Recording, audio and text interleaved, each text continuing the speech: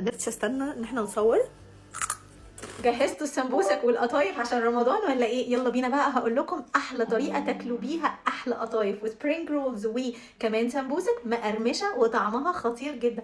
ايوه عادي جدا، دكتوره التغذيه بتاكل السمبوسك والقطايف ومفيش اي مشكله، الاساس بالنسبه لنا هو الاعتدال. يلا بينا بقى اقول لكم ايه اللي بيخلي القطايف والسمبوسك والسبرينج رولز بتكون مقرمشه وطعمها خطير دي جدا. بقى ابيسود 3 من هاشتاج مش هخرج زي ما دخلت. 30 يوم في رمضان هنغير فيهم عاداتنا لعادات صحية وكمان طعم ألذ، ومن النهاردة مش هناكل الحاجات دي مقلية تاني. اهم 5 خطوات هينجحوا السمبوسك والقطايف ويخلوها مقرمشه جدا. اولا، ايه اللي بيخلي الحاجه تكون مقرمشه وايه اللي يخليها ما تكونش مقرمشه؟ هو وجود الرطوبه فيها، وجود الميه في العجين، لان العجين اساسه ميه ودقيق. القلي هو طريقه فعلا بتساعدنا ان احنا ننشف كل المعجنات دي من الرطوبه اللي فيها، ولكن هو مش حاجه صحيه تماما، مع اننا كمان ممكن نخليها تتخلص من الرطوبه اللي فيها والميه الزياده بطريقه سهله جدا. عندنا طريقه من اتنين، ممكن نحطها في الاير فراير وهتطلع مقرمشه وخطيره جدا، وكمان ممكن نحطها في الفرن.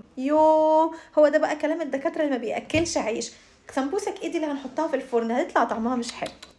ابسوليوتلي نو. انا مصدقه فعلا ان انتوا كلكم ما بتحبوش الطريقه بتاعه الفرن وبتطلع كده مجلده وطعمها مش حلو، عامله زي فرده الكاوتش. ايوه، لانك بتدهنها بالزيت، والزيت مش افضل وسط ان هو يخلي الحاجه مقرمشه جوه الفرن، ممكن يخليها مقرمشه لما تغلي كده على النار. هنعمل ايه بقى عشان ندخلها الفرن؟ هندهنها بسمنه مش زبده، لان برضو الزبده فيها ميه، لان احنا لما بنحط الزبده على النار بتطير كل الميه اللي فيها ويتبقى السمنه. فاحنا هنعمل ايه بقى؟ هنجيب الحاجات الجميله اللي احنا بنحبها دي وهندهنها دهنه خفيفه خالص من السمنه، هنحطها على حاجه تكون مخرمه زي كل الحاجات اللي موجوده في الصوره دي. لكن ما ينفعش نحطها على صاج مقفول، لان الصاج ده برضو هيخلي الرطوبه تزيد فيها، وبعد كده هتفضل بميميه وعمرها ما هتكون مقرمشه. هنحطها على الصاج المخرم ده، وبعد ما تستوي ونحس انها قرمشت اوعى تسيبها جوه الفرن مقفول، لان برضو بخار الميه اللي موجود جوه الفرن هيخليها تطرى. هي اول ما تستوي وتلاقيها قرمشت كده طلعها من الفرن وسيبها متهويه كده في الهواء، وعمرها ما هتنشف، وهتاكل احلى واطعم سمبوسك وقطايف وسبرينج رولز. وبكده كمان هتكون استمتعت بالحاجات اللي بتحبها